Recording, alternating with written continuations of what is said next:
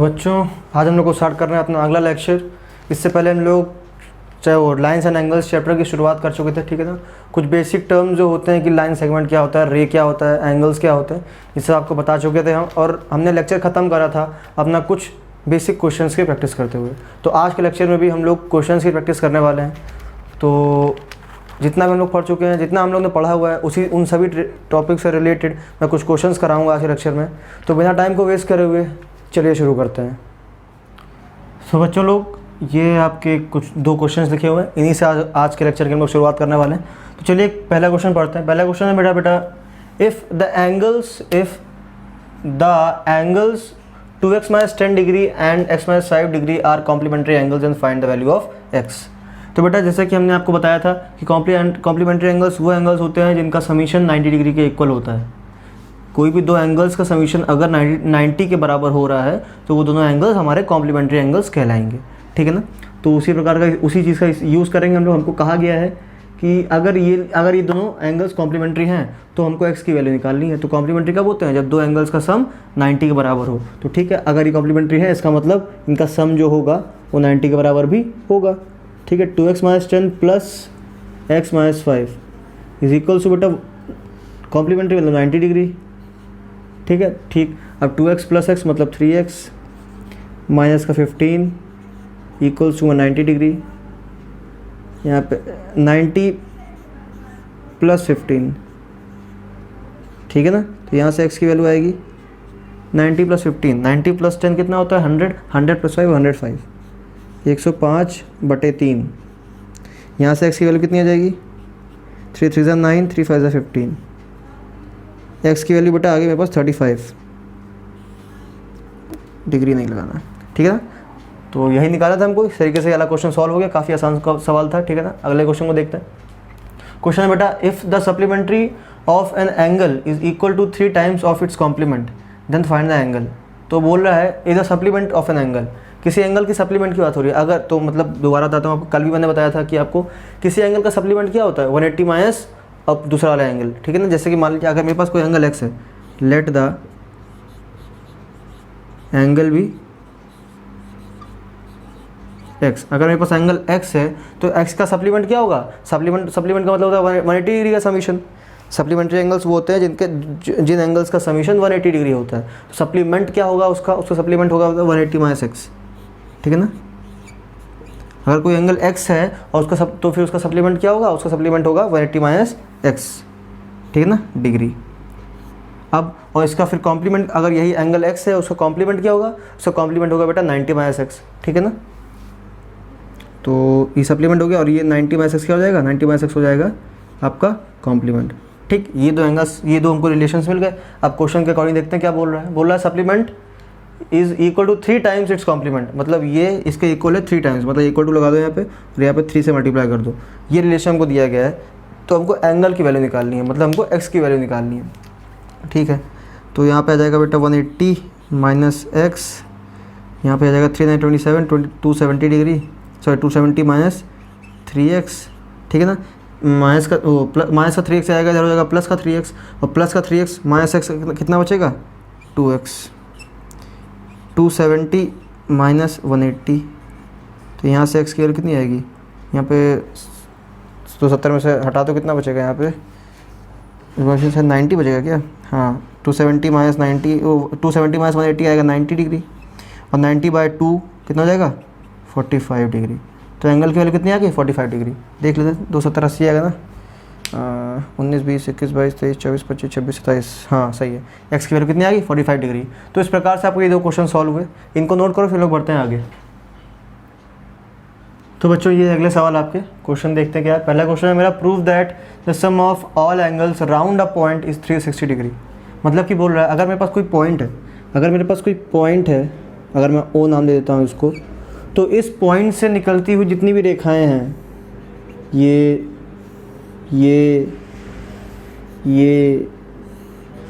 जितनी चाहो उतनी बना लो, ठीक है ना। इस पॉइंट से निकलती हुई जितनी भी लाइंस हैं, ठीक, ये पॉइंट यहाँ पे ओ है, ठीक। तो ये जो जितने एंगल्स बन रहे हैं, इन एंगल्स का सम जो है बेटा वो 360 के बराबर होना चाहिए। ये आपको प्रूफ करना है। और देखो आपको फिर आपको शायद पता भी होगा पहली चीज़ कि सर्किल 360 डिग्री का होता है, इन एंगल्स को मिला के पूरा ये राउंड जा रहा है कि नहीं, तो वो 360 के इक्वल होगा ही होगा। तो प्रूफ कैसे करें, काफ़ी आसान है उसका प्रूफ, ठीक है ना। तो अच्छा आप ये बात बताओ कि जब इस लाइन से, इस पॉइंट से इन्फिनाइट लाइंस निकल रही हैं, ठीक है, इस प्रकार से राउंड राउंड जा रही हैं, ठीक है ना, इस ऐसे, तो फिर एक पॉइंट ऐसा भी आएगा कि ये दो लाइन है, ठीक है ना, ये लाइन जो होंगी, यहाँ मान लो अगर मैं ए नाम दे दूँ उसको, इसको बी नाम दे दूँ, ठीक है ना, वही सेंटर ओ है, तो कोई एक ऐसा पॉइंट भी तो होगा जहाँ से ये एकदम स्ट्रेट जा रही होंगी, है कि नहीं। मतलब इस प्रकार कोई एक ऐसा कंडीशन भी आएगा, जैसे कि बहुत सारी लाइन निकली, क्या होता है एक लाइन ऐसी जा रही हो, ठीक, एक लाइन ऐसी जा रही हो, तो लेकिन ये जो बीच एक लाइन कोई ना कोई एक ऐसी लाइन जरूर होगी जो एकदम स्ट्रेट जा रही हो, पॉइंट से रिलेट करते हुए, पॉइंट को टच करते हुए एक लाइन स्ट्रेट भी जा रही होगी, मानते हैं ना। तो हम लोग को उसी का यूज़ करना है।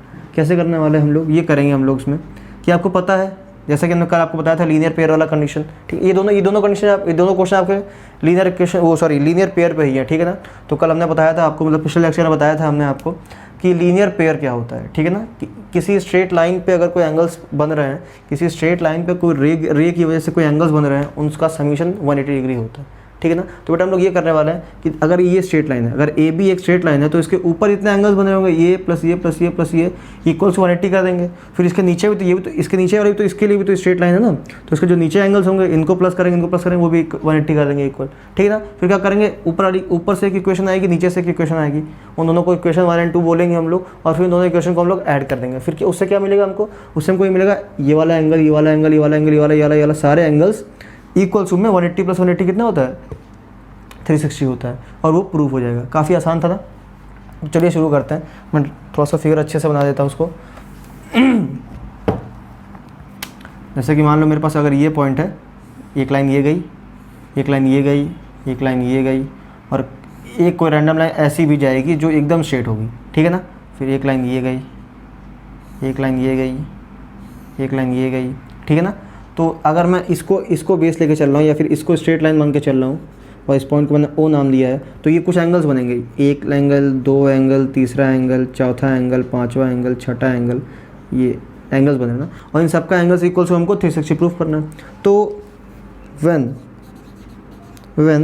AOB इज स्ट्रेट लाइन,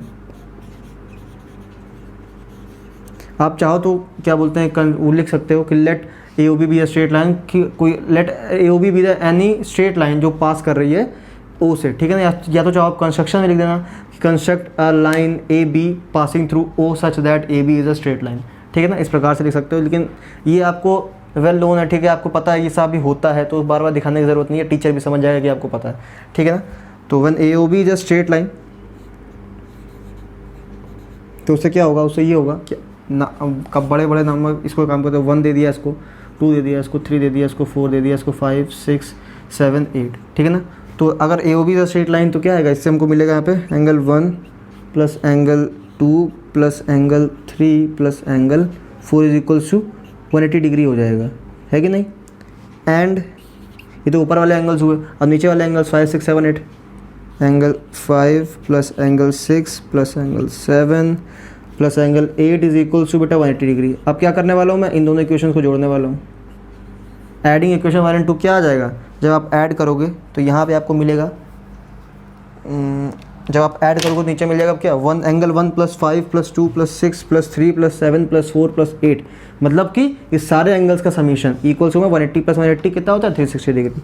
तो वही, और यही हमको प्रूफ करना था, angle 1 plus angle 2 plus angle 3 plus angle 4 plus angle 5 plus angle 6 plus angle 7 plus angle 8 equals में 180 प्लस 180 कितना होता है, 360 डिग्री। और बेटा यही हमको प्रूफ करना था, ठीक है। हमने क्या करा, दोनों इक्वेशंस को, इक्वेशन 1 और 2 को ऐड कर दिया, इक्वेशन 1 प्लस इक्वेशन 2 ये करा हम लोगों ने, तो इससे ये सॉल्व हो गया, काफ़ी सिंपल था, है कि नहीं। तो अब बढ़ते चलो अगले क्वेश्चन की तरफ। इसमें आपको खाली एक फिगर दिया गया है, ठीक है ना, और बोला गया हमको फाइंड एंगल्स, ये दो एंगल जो बन रहे हैं, तो कोई इन्फॉर्मेशन दी नहीं गई है, तो हम लोग ये मान के चल रहे हैं कि ये लीनियर पेयर है हमारा, ठीक है ना, कि कोई कंडीशन नहीं दी गई है। तो AOB is a straight line, ये मान रहा हूँ, अगर ये स्ट्रेट लाइन है तो ये फिर लीनियर पेयर बनेगा, ठीक है ना। इस पर लीनियर पेयर ये बन सकता है किसी रे से, हमने कल आपको बताया था। तो लीनियर पेयर की कंडीशन क्या होती है कि जो एडजेसेंट, लीनियर पेयर होते क्या है, लीनियर पेयर होते हैं एडजेसेंट सप्लीमेंट एंगल्स, ठीक ना। तो अगर ये लीनियर पेयर, वो अगर ये ऐसा कुछ कंडीशन दिया गया स्ट्रेट लाइन पे, वो कब बनता है, वो स्ट्रेट लाइन पे ही बनता है हमेशा, ठीक है। अगर किसी स्ट्रेट लाइन से अगर किसी स्ट्रेट लाइन से मैं कोई रे खींच देता हूँ तो दो एंगल्स जो बनेंगे वो आपके एडजेसेंट सप्लीमेंट एंगल्स होंगे ही होंगे, ठीक है ना, अगर किसी स्ट्रेट लाइन पे बन रहा है, ठीक है। ये थ्योरम कल हमने बताई थी आपको, ये ऑक्सियम आपको कल बताई थी हमने, ठीक है ना। तो उसी का यूज़ करने वाले हम लोग। तो स्ट्रेट लाइन पे एंगल्स बने मतलब कि ये लीनियर पेयर होंगे ही होंगे। तो लीनियर पेयर होने का कंडीशन क्या होता है, 4x + 2x = 180 डिग्री, ठीक है। और आपको ही पता है कि किसी स्ट्रेट लाइन पे जो एंगल्स बनते हैं उनका समीशन 180 डिग्री के इक्वल होता है, ठीक है। तो यहाँ से यहाँ पे मेरे पास आएगा 6x = 180 डिग्री, यहाँ से हमको x की वैल्यू मिलेगी 30 डिग्री। तो हमको यहाँ पे x की वैल्यू आ गई, x = मिल गई हमको 30, ठीक है ना। तो जब x = 30 है तो एंगल्स क्या होंगे, पहला एंगल है 4 × 30, दूसरा एंगल है 2 × 30, मतलब कि 60 डिग्री, और यहाँ पे 120 डिग्री, ठीक, इस प्रकार से। तो ये था, काफ़ी आसान सवाल है आपके, ठीक है। चाहो तो नोट करो, फिर बढ़ते हैं आगे। तो बच्चों ये अगला क्वेश्चन, चलो देखते हैं क्या है। क्वेश्चन बोल रहा है बेटा, इन फिगर किया है हम लोगों को, line XY and MN intersect at O। XY और MN इंटरसेक्ट कर रही है O पे, मतलब ये पॉइंट का नाम O है, ठीक है ना।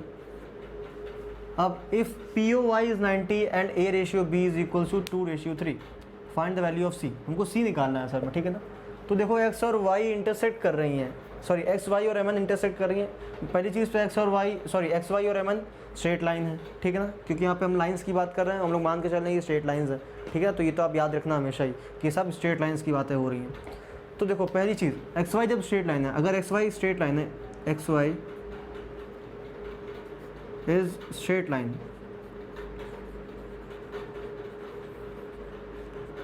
ठीक है ना। तो आपको पता है उस पर जो एंगल्स होते हैं वो लीनियर पेयर होते हैं एक दूसरे के, ठीक है ना। तो फिर क्या बन जाए, इसका मतलब ये हुआ A + B + 90 degree is equal to 180 degree, क्योंकि हमको ये गिवन है A, ये गिवन है A, ये गिवन है B और ये गिवन है 90 हमको, ठीक है ना। और ये एक स्ट्रेट लाइन पे एंगल्स बन रहे हैं, तो सबका समीशन क्या होगा, सबका समीशन होने वाला है 180 डिग्री, ठीक है ना। अब देखो बच्चा, एक और चीज़ दी गई है हम लोगों को कि A/B इज इक्वल टू 2/3, ठीक है ना। तो हम लोग यहाँ से लिख सकते हैं कि लेट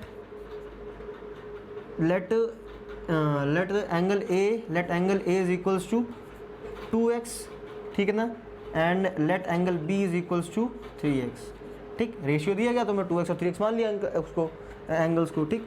तो यहाँ से क्या मिलेगा, यहाँ से मिलेगा हमको 2x + 3x + 90 degree equals to 180 degree. तो यहाँ से हमको मिलेगा 3 2 5, 5x is equals to 90 degree.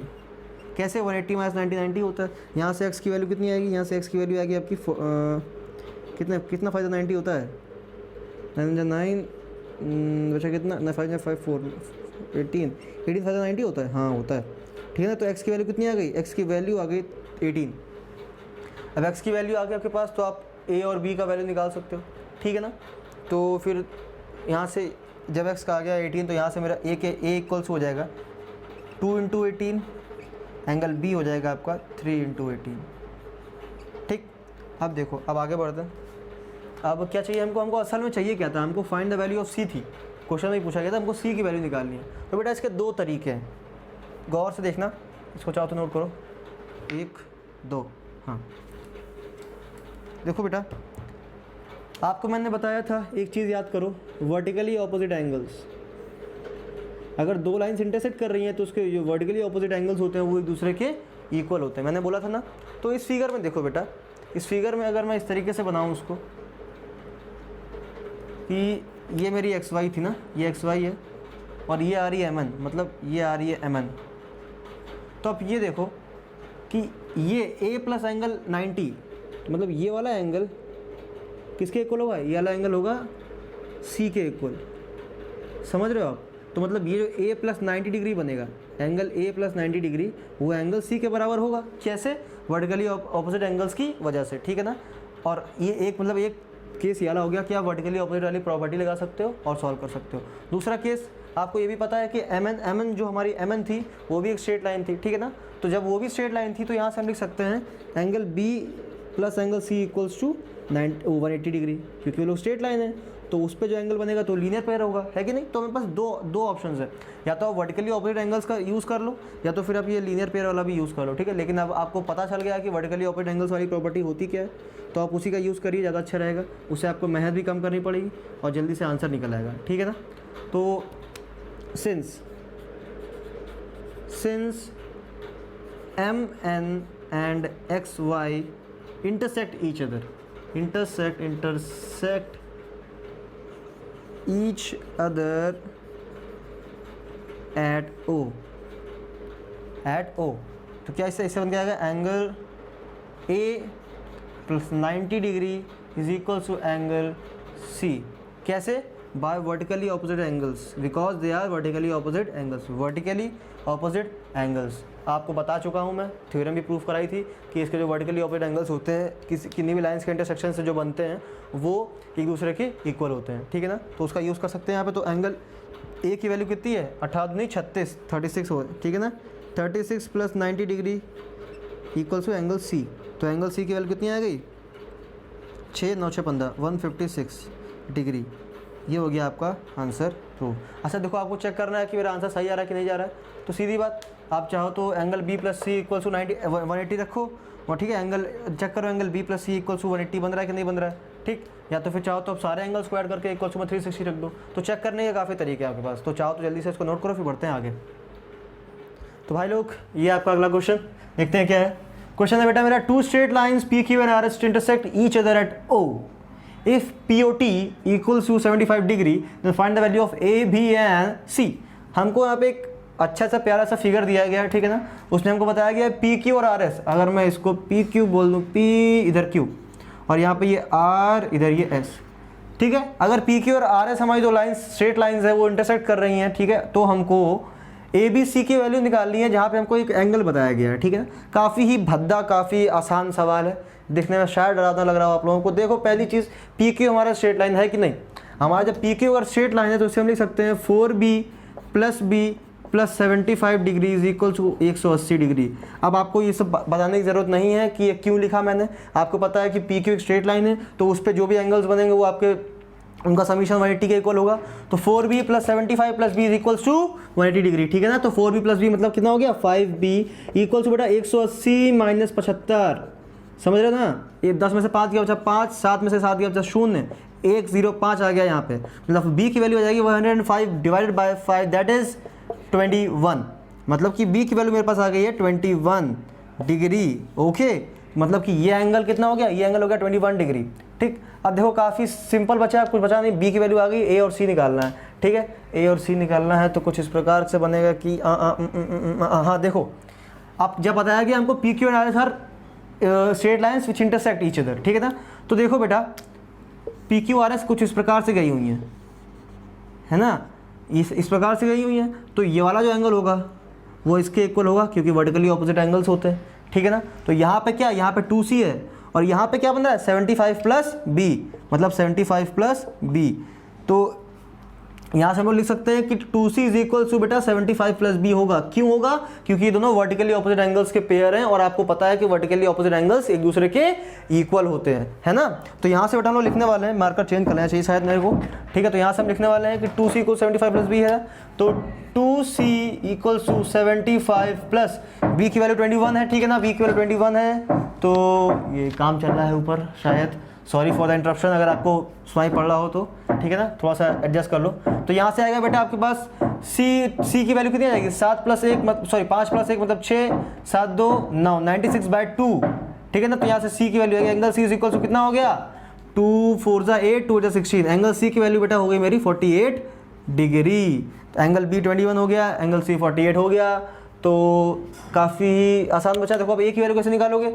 PQ आपका क्या है? PQ आपका होता है एक स्ट्रेट लाइन है, तो आप 2C plus A is equal to 180 लिख सकते हो। यहाँ से नहीं लिख सकते हो, है ना। हाँ लिख सकते हैं। क्या लिखोगे यहाँ से? आप यहाँ से लिखोगे आप 2C plus A is equal to 180 degree. क्यों? क्योंकि बेटा ये लीनियर पेयर हो गए, ठीक। आप ऐसा भी कर सकते हो, या फिर ये दोनों इंटरसेक्ट कर रही है तो 4B is equal to angle A होगा कि नहीं होगा, क्योंकि वर्टिकली ऑपोजिट एंगल्स हैं। तो B की वैल्यू 21 है, तो आप चाहो तो यहाँ से लिख सकते हो 4 × 21 इज इक्वल्स टू कितना हो जाएगा?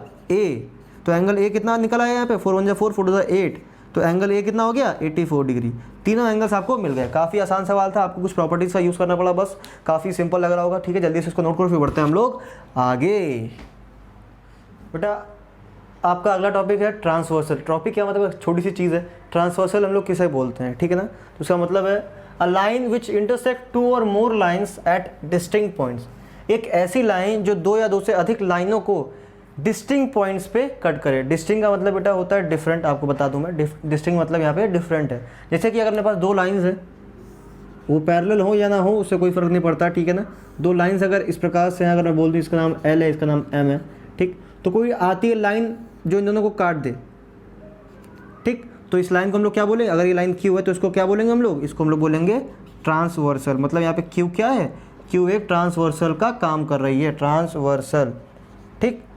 और अच्छा एक और पेयर में बताऊँ आपको कि इस प्रकार से अगर वो गया हुआ है, ठीक, और ट्रांसवर्सल यहाँ से गुजर रही है, तो क्या एक तीसरी लाइन, जो दो लाइंस हमको इस प्रकार से दी गई हैं जो हमको इंटरसेक्ट कर रही हैं, और जिस पॉइंट से वो इंटरसेक्ट कर रही हैं उसी पॉइंट से एक और रेखा खींच दी गई है, ठीक है, एक और लाइन आ गई है, ठीक। तो क्या ये जो तीसरी लाइन आई है यहाँ पे, अगर ये Q है, ये L है, ये M है, तो क्या ये Q ट्रांसवर्सल है? मैं बोलूँगा नहीं। क्यों नहीं है? क्योंकि बेटा आपने डेफिनेशन में पढ़ा कि डिस्टिंक्ट पॉइंट्स होने चाहिए, मतलब वो दो या दो से अधिक लाइनों को काटे मगर डिस्टिंक्ट पॉइंट्स है। यहाँ पे देखो आपको ये पॉइंट अलग था, ये पॉइंट अलग था, लेकिन ये यहाँ पे जिस पॉइंट पे काट रही है वो दोनों लाइंस पे आ रहा है, मतलब वो डिस्टिंक्ट नहीं है कि नहीं। तो ये यहाँ पे Q ट्रांसवर्सल आपका नहीं है, यहाँ पे Q ट्रांसवर्सल आपका है। काफ़ी छोटा चीज़ था, समझ में आ गया होगा आप लोगों को। तो बच्चों अगला टॉपिक है आपका एंगल्स फॉर्म्ड बाय ट्रांसवर्सल। तो बेटा इसमें मैं ये बताना चाहता हूँ कि अगर यहाँ पे ये कंडीशन आती है कि अगर दो लाइंस पैरेलल हैं, जैसे कि यहाँ पे L और M है, और such that L is parallel to M, ठीक है ना, अगर L हमारा पैरेलल है M के, तब जो ट्रांसवर्सल निकलता है ना, जैसे नाम अगर मैं Q दे दूँ, ठीक, तो उस ट्रांसवर्सल के थ्रू कुछ एंगल्स बन जाते हैं जिनकी एक पर्टिकुलर प्रॉपर्टी है, ठीक है ना। एंगल्स तो हर जगह बनते हैं, मतलब कि ज़रूरी नहीं वो अगर मान लो ये पैरेलल है कि ना हो, लेकिन फिर भी कुछ एंगल्स तो बनेंगे ना, लेकिन उनका कोई फिक्स नहीं होता है।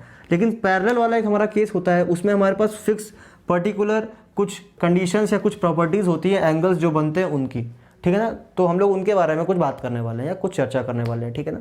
तो आप चाहो तो यहाँ पे हेडिंग ये भी लिख सकते थे कि properties of angles formed by transversal, ठीक है ना, क्योंकि हम प्रॉपर्टीज़ भी एंगल्स में ही बता देंगे आपको, अलग से ऑक्सियम करके नहीं लिखवाने वाले हैं, ठीक है। जो प्रॉपर्टीज़ आपको बताएंगे वो पहले से प्रूवन है, मतलब वो ऑक्सियम एक तरीके की, ठीक है ना, तो मैं अलग से नहीं लिखवाऊंगा, इसी में बता दूंगा आपको। तो आप चाहो तो हेडिंग इसी में डाल लेना कि properties of angles formed by transversal, ठीक है ना। तो जब ये ट्रांसवर्सल खींचता है तो मैक्सिमम आपको देखो कुछ 8 तरीकों के एंगल्स बनते हैं। एक एंगल होता है ये, एक एंगल होता है ये, एक एंगल होता है ये, एक एंगल होता है ये, 4 ये हो गए। बिल्कुल इसी प्रकार से एंगल्स कुछ इस प्रकार से यहाँ पे बनेंगे, ठीक। इनको मैं अगर नाम दे दूँ, जैसे मेरे पास नेमिंग कैसी है, इस प्रकार से है, ठीक है। एंगल 1 2 3 4 5 6 7 8, इन 8 एंगल्स को मैंने नाम दे दिया 1 2 3 4 5 6 7 8। तो इन एंगल्स के बीच में एक रिलेशन बनता है, कुछ रिलेशन हमारे पास आते हैं, ठीक है ना, उनको मैं लिखने वाला हूँ। जैसे कि पहला रिलेशन होता है बेटा एंगल 1 और, जैसे कि ये कुछ एंगल्स होते हैं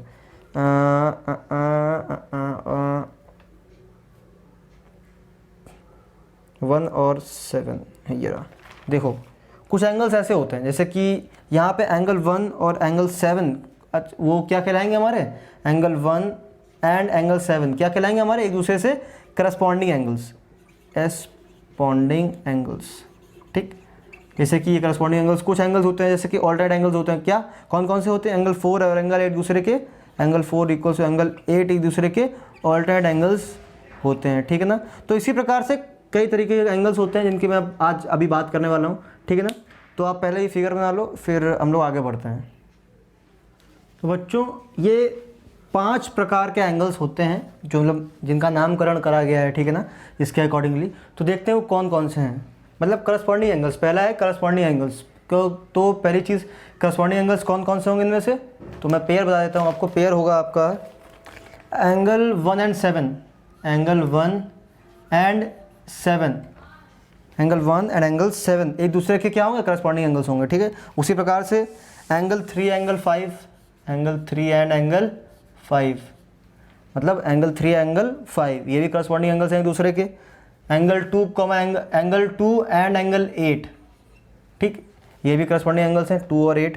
और लास्ट है एंगल 4 एंड एंगल 6, ठीक है ना।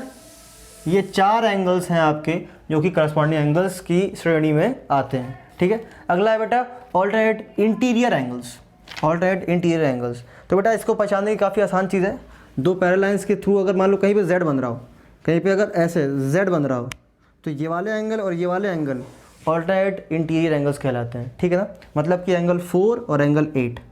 उसी प्रकार से चाहो तो आप जैसे ये बनाए तो वैसे ही बिल्कुल उल्टा, इसका उल्टा भी होता है कि आप ये वाला एंगल 1